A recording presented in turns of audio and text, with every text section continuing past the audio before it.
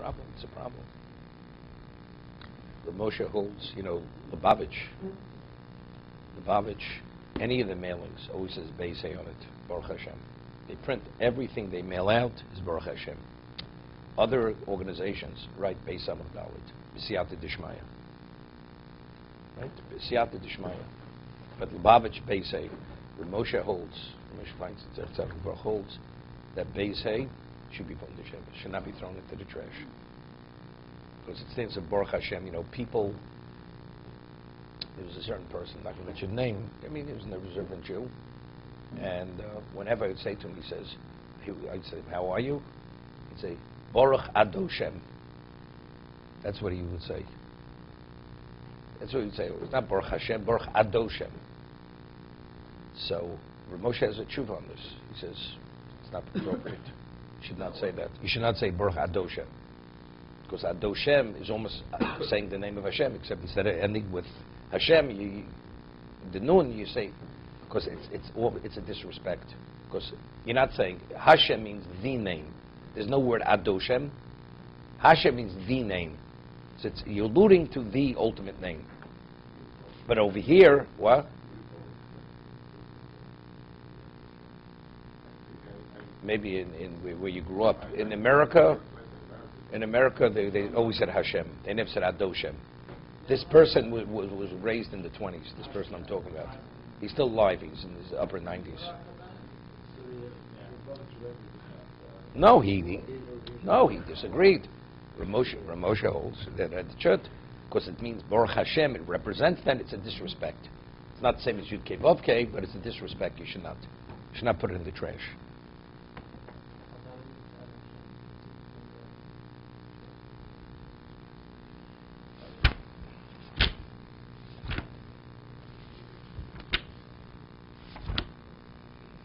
To entertain the masses, for entertainment purposes.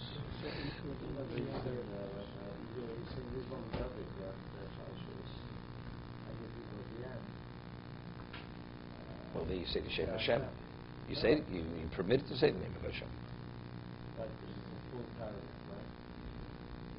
Yeah, it's a full sentence. It does not be the whole paragraph, the sentence.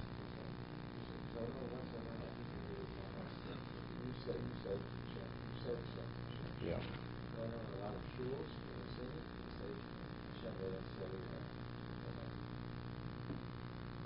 Sfardim are much more lenient than we are. You know that.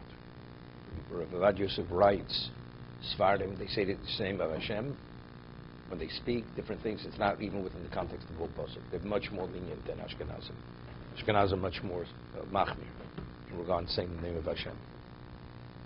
But you saw any Torah leaflet that has Hebrew psukim, but we usually instead of name Hashem we put Dalet. It's nothing. So we put Yeah.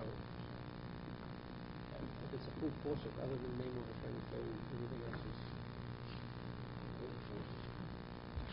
still it's nothing. That can put it in the bag and nothing shameless.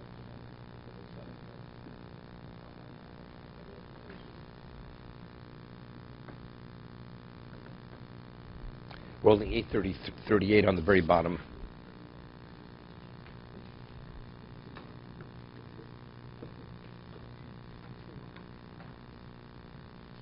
Okay, we're coming to we're finishing our preachers. Hisnakalam olam v'kiru. This is the letter which this Chosed is writing to his son. He says, Hisnakalam olam v'kiru. He says, this world puts up a facade before them, and they recognize its true face. V'dorchu bo v'sipru. He says, they stride through it, and they depict it to others. No nelam meineim bigdo.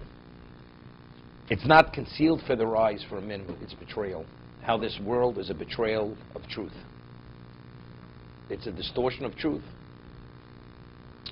V'lo nistra mehem tarmiso, and it's not concealed from the deceit of the world is not concealed from them. Lovash lem bigdei chamudoso v'yashu sholo. 1 second. No. It is a corridor. It is a corridor. No, no, no, no, no. That's the accomplishment. This world is a corridor to the world to come. But what are you supposed to do in the corridor? Meet the challenges and see what they are, and not be deceived, right? Not to be ensnared by them. That he's only saying these people, they see the truth. So they see the world as false. That all this world is a facade.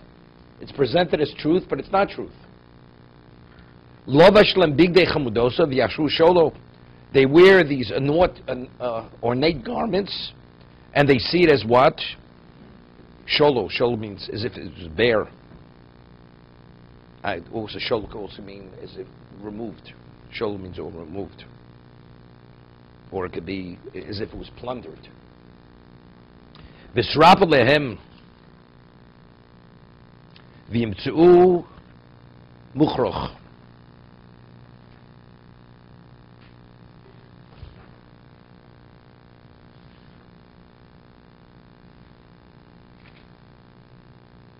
It shows itself as if it was yielding to them, but they realize it's under control. I don't know what that means. It presents if it's yielding, but they find it muchroch. I don't understand the way he explains it. They find it yielding, meaning it allows you to believe that you're under control, but you're not under control. Not like you're in a safe place. You think you're in a safe place. It's like a person walks on a frozen lake, and you think it's frozen sufficiently that you're not going through the ice. So it appears as if it's safe. But once you get on there, then you go through. It seems it's yielding to them, meaning that they're in control, and just to the contrary, they recognize that that's not the reality. Sochak aleim v'yigaru bo. It smiles to them, and they glare back at it. You understand? This is L'olam Yargaz Odom Yitzhak Tov Yitzhara. Could you imagine Chas v'Sholom? A person's walking down the street, and he's approached by a streetwalker. So when she approaches the person, how does she approach him? With an angry face, with welcoming. You know, she's peddling her wares over there. So, understanding what this is, what does a person do? You run the other way. You feel nauseated. You look at it, and you shouldn't want to have anything to do with it. The yigarabo. It wants to attract them, and they turn away from it. That's what this world. Hishkiful arom alolov. They're able to gaze its evil ways. Vizborlem gnus masov, and it's understood to them the shamefulness of their character. Ve'ein lo shilton aleim v'lo mashiskorav aleim. And because they see things with such clarity, these people, this person who's removed from the material, therefore it has no control over them and has nothing to offer them. Can't get close to these people. The Basil Sisham just ended with this. He speaks about the importance of doing a self-introspection continuously. Cheshbon HaNefesh. So he explains, Chazal tells, based on the Pasuk, that they advise us it's the most important thing to do, always do a personal accounting. You take inventory. What do you take inventory? Because you think you're making profit, but factually you're losing money. You're turning a profit, you're losing. So he says it's the comparable. There's a beautiful, beautiful mashal, allegory. He says in medieval times there was a game they would play among these princes.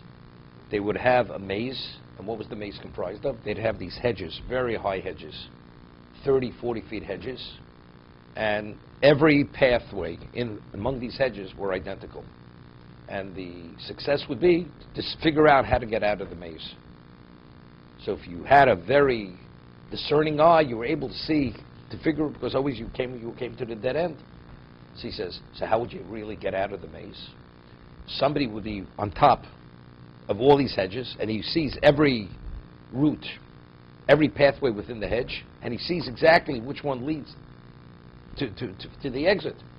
So he's up there, you're in this maze, you have no idea, and he directs you. He tells you to right, left, this and that. Chazal, they're the ones on top of the hedge. They're giving us direction. Say, what's so terrible about it? Seems to be, it's kosher.